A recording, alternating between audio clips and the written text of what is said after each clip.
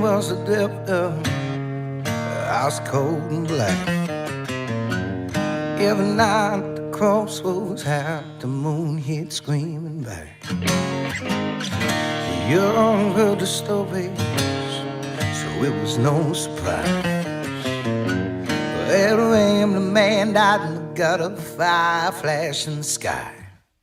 You never know somebody till you've seen them separate survive. Some people see salvation from below, others from the sky.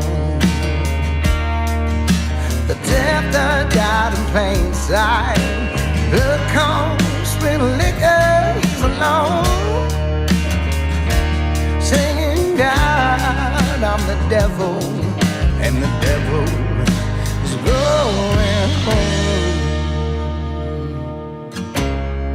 Suddenly. What is going on, guys, and welcome back to episode number 19 of the Fighters Walk podcast. I'm your host, as always, Corey Keene, and if you can see and you are watching this on YouTube, I finally got the UFC official poster from May 8th.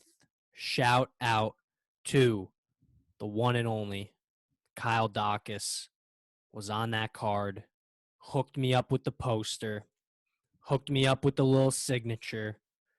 We're brightening up the podcast studio, aka the extra room in my apartment. But nonetheless, it's starting to look good, and it's starting to look like a studio. We're making it official. We're making it work. And this is the other crazy thing if you're watching on YouTube. I found myself in a place today that I never, ever find myself in. But I got a book. If you're looking on YouTube, awesome. The Book of Five Rings. If you know anything about it, I'll read the back. I think it's going to be a really awesome book, and I'm going to learn a lot from it. There are many people who, even when studying the way of martial arts, think that these skills will not be useful in real situations. In fact, the true way of the martial arts is to train so that these skills are useful at any time, and to teach these skills so that they will be useful in all things. So I'm excited to and I'm not a big reader. Okay, so I'm going to tell you that right now. I'm not a big reader, so I read a couple pages a day just to get away from the video games, just to kind of take a step back, not watch Netflix, just myself, my thoughts, and a book about martial arts. And I think it's something that just get out of your comfort zone a little bit. If you don't read, maybe get a book, start reading. I mean, that's all I got. All I got there. This was a great weekend. Great weekend. The fiance and I, we went up to Long Island to see one of my best friends, Kyle Murray, engagement party. He had an engagement party, and he asked me to be in the wedding. I'm beyond blessed. Beyond blessed. So next year, September 1st, 2022, Kyle Murray's wedding. So shout out to him and Tiff. It's going to be a fun time next year. Next year at this time, I will be getting ready for his wedding. It's going to be cool. I'm blessed to say that I'm going to be a part of it. The party was awesome. We had a great time. Felt like the good old college days. It's just fun. We haven't connected in a while. We talk all the time, but we haven't seen each other in years. And we picked right back up where we left off. And that's all you need in a really, really, really good friend. To just pick right back up where, like, You haven't seen each other since, I think the last time I saw him was like 2017, and not one thing changed. Not one thing changed. So the weekend was fun. With that being said, it was a hectic weekend. We had a lot going on, and the friendship came before watching and making sure I was paying attention to each and every fight.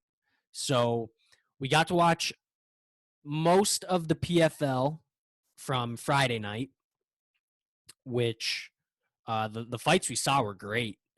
Um, I did not get to watch UFC Fight Night. I'm going to be straight up honest with you.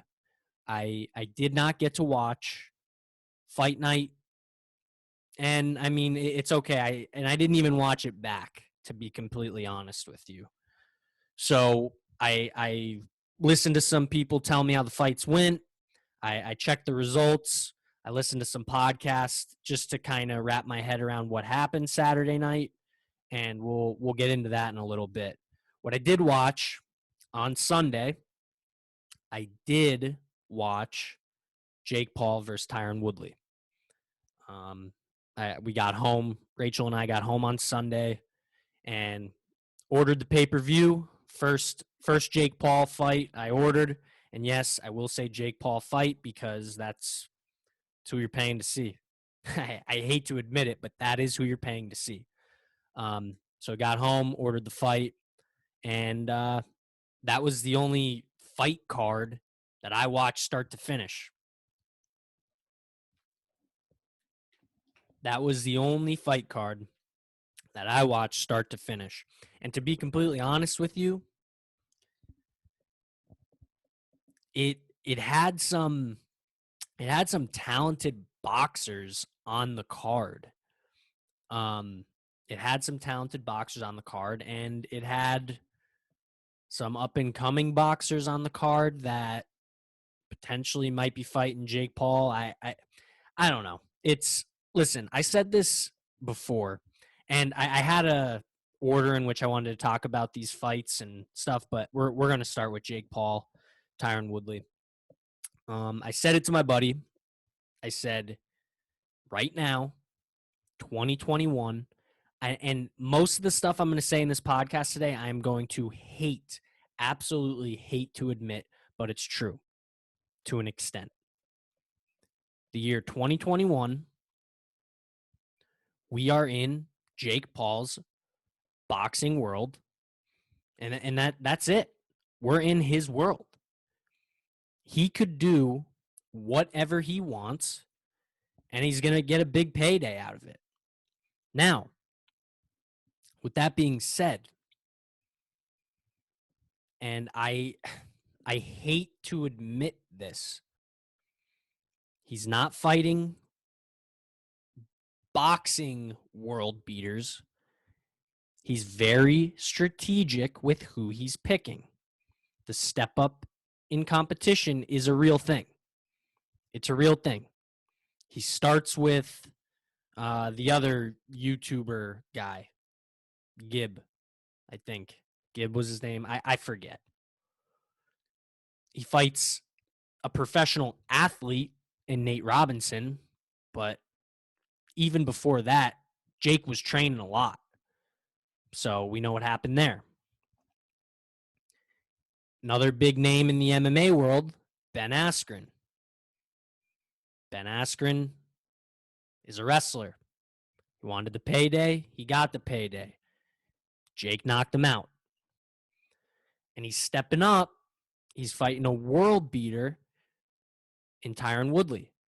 Now, Tyron Woodley hasn't been a world beater as of recent, but his fights where he wins the title and defends the title and even fights before that, Tyron Woodley was a world beater. But he's a wrestler. So Jake is smart with what he's doing. Now, with all that, who do I want to see Jake Paul fight next? Well, I think the MMA ship has sailed. I think He beats these guys. He's picking mainly wrestlers. If he's going to fight an MMA guy, I want it to be one with a crazy good boxing background and, to be honest, a stand-up striker. That's who I would want Jake Paul to fight next if it was in the MMA world. Now, does Jake Paul versus the Fury guy, does that do anything for me? I I don't think so. With Tommy Fury, does it do anything for me? If I'm still in this world where I want to see Jake Paul get knocked out, I mean maybe, but if you watch the fight card, the boxing card, Tommy Fury did not look great. Well, I take that back. He looked great. Handsome fella. But boxing wise, he did not look great. He fought Anthony Taylor, who is an MMA guy, short, way shorter than him. I'm like, this is gonna be a cakewalk for Tommy, and they're setting it up for Jake. Anthony didn't look bad. I mean, 4 rounds, the gloves looked bigger than my head, but I don't know. Tommy Fury's been doing this thing a while. I think he's 7 or 8-0. Has a bunch of amateur fights. I don't know. I really do not know if that's what's next. Jake said he wants to take a break. Who knows? But at the end of the day, what I got from that was Jake Paul is decent at boxing. He's decent. He is. And I do not want to admit this, but he is. If you spend 3 years of your life dedicated to one thing, anything, 3 years, and that is all you do, eat, sleep, live, breathe, whatever. In his case, it's boxing. He's dedicated his life to boxing the past 3+ years. You're going to get good at whatever you want to perfect. And he's getting good. I don't know what his training sessions are like, who he's sparring. I know who he's working with, and his corner's pretty good. His corner's pretty good. Jake got rocked in that fight with Tyron Woodley. He got rocked and potentially came back and won the next round. The judges had a split decision, and to be honest, I was surprised when they read split decision, because if I'm being honest, and I am being honest, Jake Paul won that fight, and I think he won it handedly. It pains me saying this because I hate Jake Paul. Hate Jake Paul. I know it's a character, but I don't like him, and I don't like these circus acts. Now you move it to Showtime, it's not as much a circus act, but guys, the show was 4.5 hours long. 4.5 hours long for 1, 2, 3, 4, 5 fights. 5 fights. 4.5 hours. Holy and it started at 8. It started at 8 p.m. So it didn't go crazy late, but it was still past midnight. So I don't know. The Barstool aspect was cool. Seeing Dave and Big Cat, that was funny, but I don't know. I really don't know. And you know me, I hate admitting that Jake Paul's a boxer. You're in Jake Paul's boxing world when I got 1,000 sports sites notifications about this fight. It's insane, man. ESPN, sports, whatever, Bleacher Report. CBS Sports, like MMA.com, all these MMA sites. And I get it. There's an MMA guy in it, Tyron Woodley, but holy shit. Like Gervonta, Tank, my man Tank, who's arguably one of the biggest true boxer draws right now. He won a couple weeks ago, months ago. I forget exactly when the fight was, but you didn't hear anything about that. Lomachenko, probably the best boxer on planet Earth right now. He's on ESPN, not even a pay-per-view. So when I say it's Jake Paul's boxing world and we're just living in it, we're just living in this world right now. And it's not going to change. It's not going to change. I don't see it changing. He could pick who he wants. He wants to fight Masvidal. Masvidal's going to end up taking that. A Diaz brother? He wants a Diaz brother? Who's not going to buy that? Who's not going to buy that? I know I'm buying it. Bring Kamaru Usman, UFC champion, killer. I don't want to, but if that happens, you're going to watch.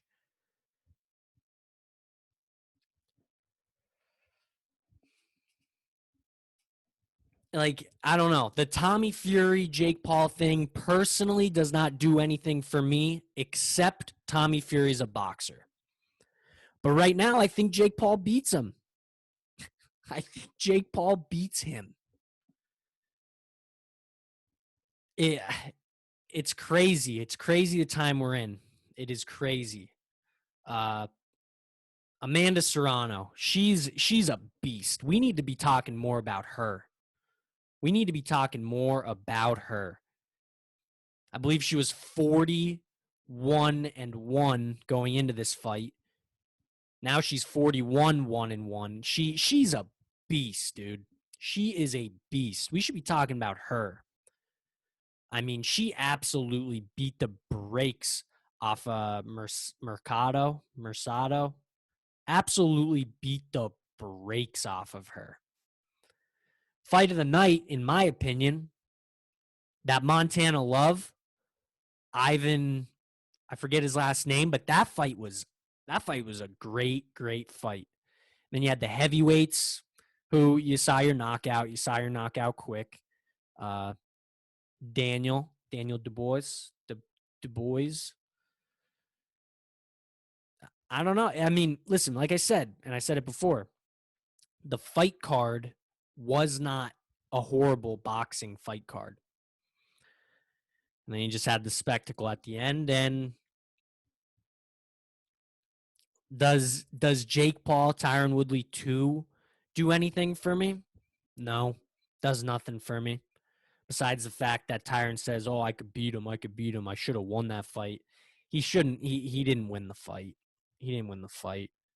And I'm going to join in on what a lot of other people are saying. Don't get the freaking tattoo.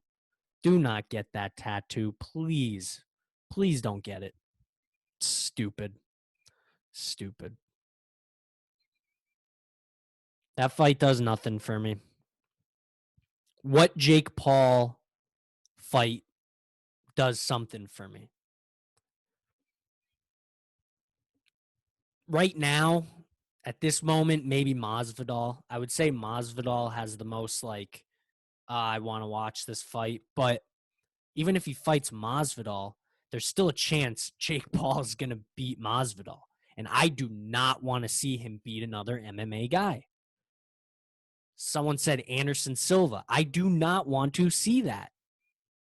Because on the off chance, old Anderson Silva, way older, Anderson Silva loses, I'm sick to my stomach. I'm sick to my stomach even saying that. I know I'm all over the place right now, but this is my show, and I'm kind of venting, to be honest. This is a vent session.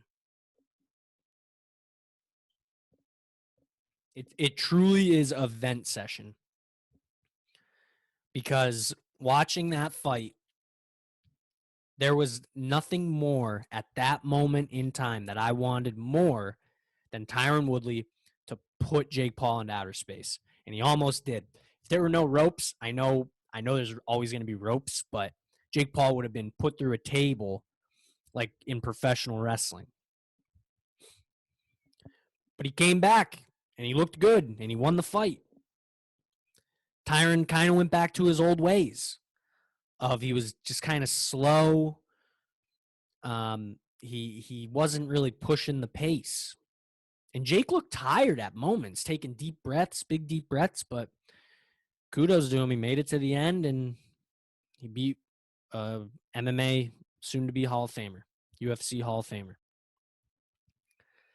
That's the fight in a nutshell. That's that card in a nutshell. I said I would never talk about Paul brothers, but I've talked about Logan. First time talking about Jake here. Pains me. It pains me. Truly, truly pains me. But it's got to be done. I'm not going to take him seriously. I don't think I'll ever take him seriously. But kudos. He did not look bad. He didn't look bad. Like I said, you dedicate yourself to something for 3 years, 3+ years, you'll get good. You'll get good. But normal people, we have work, we have responsibilities, we got to do shit. So it's tough to dedicate your life to something. What else do we have? We had UFC Fight Night, the Ultimate Fighter finale. From what I heard, good card.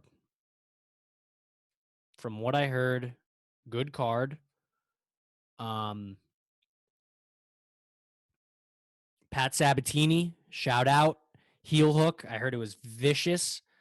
I heard that exchange on the ground was pretty vicious, but Pat Sabatini got it done. Shout out to him.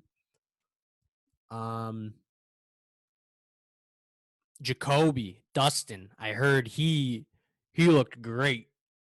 And Darren Stewart looked like poop.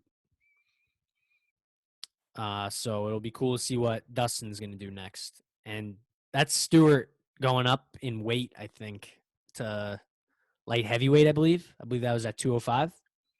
Yep, 205.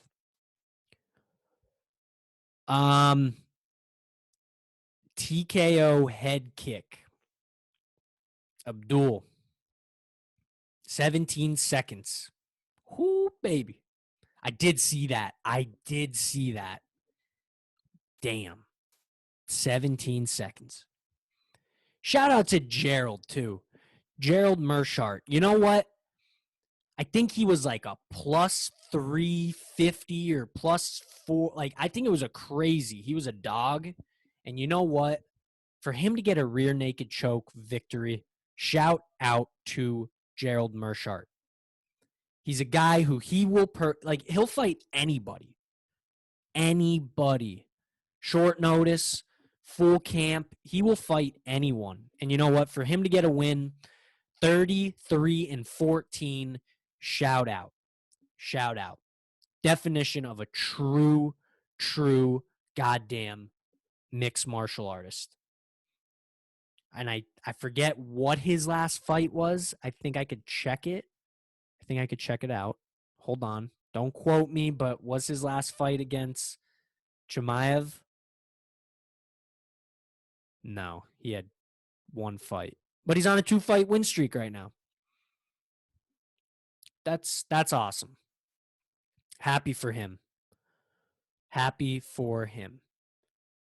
Then we move on to some Ultimate Fighter guys. Shout out to Andre Petrosky. Delco stand up. North Carolina Wrestling. Kutztown Wrestling. Goes into the Ultimate Fighter house, gets a really impressive victory. He was the first fight. Then he lost, tough loss in the semis, but he fought Michael Gilmore. Gilmore was the guy who came in to the house on short notice, just stayed out in Vegas. I don't know if we'll see him again. I don't know what his contract is, what he signed. 6-4. Petrosky's only 6-1. His career is very, very raw and young too. Nice win though. Nice win. And his post-fight interview in the octagon was one for the ages. So if you have time, check out his Jeff Bezos speech. Daniel Rodriguez versus Kevin Lee. I heard Kevin Lee did not look great at 170. I just heard and Daniel Rodriguez is big. I had some guys saying Rodriguez was going to knock him out. Ultimately, it went to UD, and Rodriguez got the win. And he's looking good right now. And he's a big 170 pounder. As for Kevin Lee, long layoff. What's next for him? I don't know. I don't know what's next for him. Does he go back to 155? Does he stay at 170? Does he end up still fighting Sean Brady? Does the Sean Brady fight do anything for any of us? It's definitely an upside for Sean Brady to get a win over Kevin Lee. That'd be huge. But time will tell, and the MMA matchmaking gods will come down and see what is next for both of these men.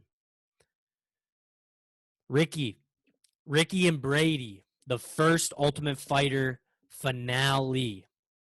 Split decision. Tercios, you're an Ultimate Fighter, man. I love that kid. Watching his whole thing in the Ultimate Fighter house. Brady is young, 5-2. He will be back. Ricky's 11-2. He's been doing this a minute. Shout out to Ricky, first guy I'm announcing as the Ultimate Fighter winner. Got the contract. Can't wait to see what's next for both of these guys, if I'm being completely honest. And then Brian Battle, who he's picked last. But here's the thing about like being picked last on the show in the Ultimate Fighter house. You're not being picked last because you're the worst. It's not like gym class when you're being picked last and you're just not very good at whatever's going on. No, that's not the case. Brian Battle is good. Sometimes it comes down to coaches. Maybe they know guys and they want guys. Brian Battle's he's a beast. He's a beast. Then he fights Urbana Gilbert, who his brothers have been on the Ultimate Fighter. Gilbert comes in on shitty circumstances. The other opponent got hurt. Gilbert comes in and he got submitted. So I'm excited to see what's next for both of these guys as well. The main event, Giga. Goddamn beast. His kicks are scary. Edson is a savage. He only fights killers. Edson Barboza only fights killers. But it's Giga's time. It's Giga's time, and whoever fights Giga next, fasten your seatbelts. It's gonna be a tough night. Giga is a beast. Now, last thing I wanted to touch on was the PFL semifinals. There were two fights that I was really locked into, and that was the Chris Wade and Bubba Jenkins card. I found out as I'm watching this fight, my boy Kyle Murray, his fiance's friend or someone she knows Chris Wade. I'm a huge Bubba Jenkins fan. And as we're watching the fight, it's a win-win. I had two dogs in the fight. It was fun. And to be honest with you, Chris Wade out-wrestled Bubba Jenkins. Didn't think that was going to happen, but it did. but it did. So Chris Wade on to the finals, which is, I believe, October 27th, somewhere around there. Let's check this out. Check the calendar. 23rd, maybe 22nd. One of those. It's in October. And then my man Brandon, I was a huge fan of him, and it was a close fight. I still had Kabolov winning that fight. So you're gonna have Kabolov, Wade. I'm all Chris Wade. We'll touch on all the PFL finals on another episode. Another episode closer to the time. There was one more thing I wanted to talk about. We have tonight, Contender Series is back. New season, Contender Series, 2, 4, 6, 8. 8 hopefuls. 8 new hopefuls, all trying to get contracts. And let me tell you, 0, 0, 0. We got 3 undefeated fighters. We got some 1s, 3. It's going to be good. Right here, I'm highlighting it already. Victor versus Carlos, second fight. Flyweights. Victor's the number 1 flyweight in Texas. Carlos is number 7 bantamweight in New England. So he's fighting down. I love the Contender Series, guys. I love the Contender Series more than the Ultimate Fighter. This is the best job interview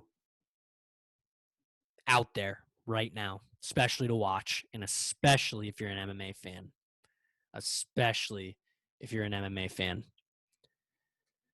Guys, that's going to wrap up episode number 19 of the Fighters Walk podcast. If you don't subscribe on YouTube, subscribe. If you don't follow on the podcast networks, Spotify, Apple Podcasts, click the check mark, make it a favorite. You'll get notifications when you see Fighter Walk posting a new episode. It's going to get a little crazier and a little hectic, guys. I'm going to tell you this right now. I start school tomorrow. Back to the molding young minds. So as of right now, I'm still hopeful for the schedule that I do, but it's going to get a little hectic. I'm going to get a little tired, but we're going to power through. We're going to keep this train moving, and big things coming. I always say big things coming. I might start dabbling into college football, talk a little NFL football, maybe highlight teams that I really, really like. It's my show. For right now, it's still the Fighters Walk podcast. If I have to rebrand, a rebrand may come in the future. But we'll cross that bridge when we get there. That's it, guys. It was a fun episode. Talked about what I wanted to talk about. You know how it goes. So I'll catch you on the next one. Hey, next episode is going to be episode 20. We made it to 20. Well, we're at 19. This is 19. Then we'll get to 20. Cross that bridge when we get there. Also, it's going to come out tonight, but shout out to my fiance, Rachel. It's her birthday tomorrow. Happy birthday. I love you. It was my birthday yesterday. Great birthday. She got me some awesome gifts. I'm going to see Tom Segura in February. Let's go, baby. That's all I got. Love you, Rach. Love you. Catch you on the next one, guys. Talk soon. Peace.